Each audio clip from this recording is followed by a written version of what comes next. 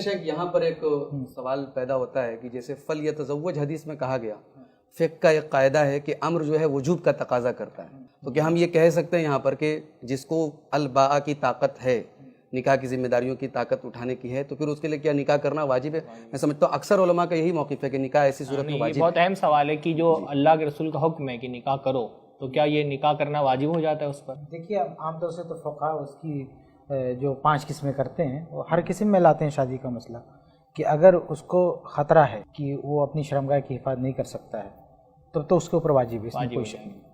تب اس کے اوپر یہ واجب ہے۔ لیکن اگر وہ اس کو خطرات نہیں ہیں، اپنے آپ کو کنٹرول کر سکتا ہے تو مستحب ہے اس کے حق میں شادی نہ کرے۔ تو اگر کوئی بولے کہ اللہ رسول نے تو حکم دیا ہے تو حکم تو وجوب کے لیے ہوتا ہے، قرائن موجود ہے، بہت سارے قرائن، ان میں سے وہ حدیث، جیسے وہ حدیث ہے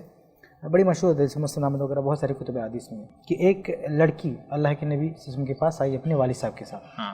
تو اس کے والد نے کہا کہ اللہ کے نبی صلی اللہ علیہ وسلم میری یہ بیٹی شادی کرنے سے انکار کر رہی ہے۔ تو اللہ کے نبی صلی اللہ علیہ وسلم نے پوچھا کیا بات ہے؟ تو کہا کہ آپ بتائیں کہ شوہر کی کیا کیا حقوق ہیں۔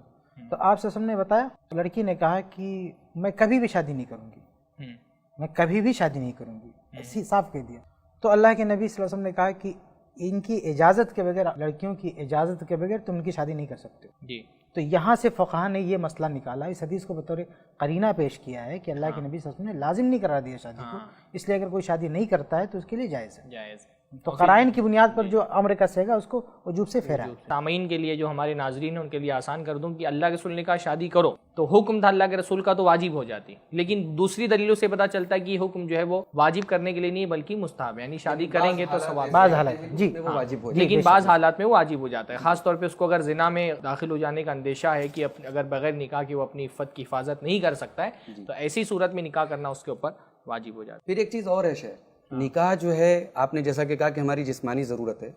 یہ ایک نفسیاتی ضرورت بھی ہے۔ نفسیاتی ضرورت، عمر کے اس حصے میں ہم سکون نہیں پا سکتے بغیر اپنے جوڑے کے،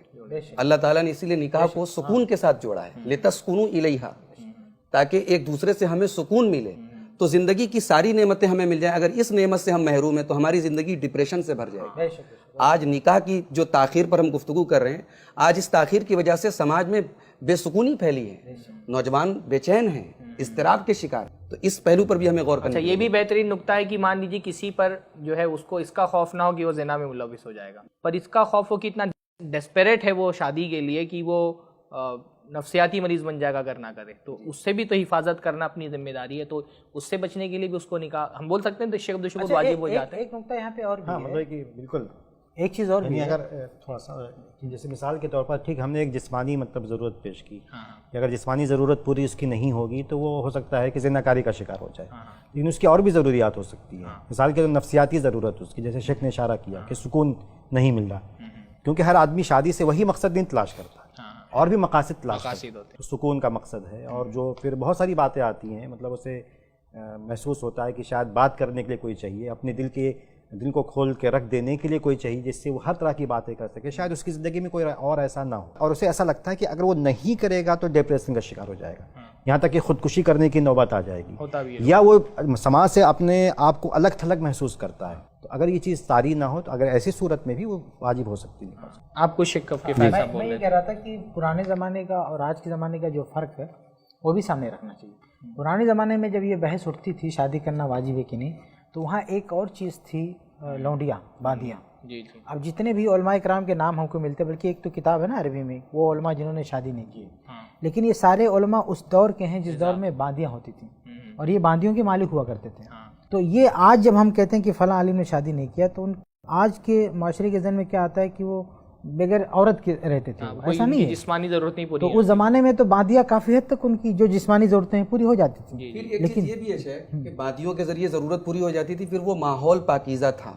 وہاں ایسی بے حیائی نہیں تھی، ایسی بے پردگی نہیں تھی، جنسی جذبات کو بھڑکانے والی اتنی چیزیں نہیں تھیں۔ آج یہ تمام اسباب و عوامل ہے، اور اس کے بعد بھی اگر ہم جائز راستے بند کر دیں گے تو ناجائز راستے کھل جائیں گے، اس لیے آج اور زیادہ ضرورت ہے۔ آج شادی دو چیزیں ہو گئی، ایک تو ہو گیا کہ بھائی اس کو زنا سے بچانا ہے، دوسرا یہ یعنی کہ تو جسمانی ضرورت، ایک اس کی نفسیاتی ضرورت۔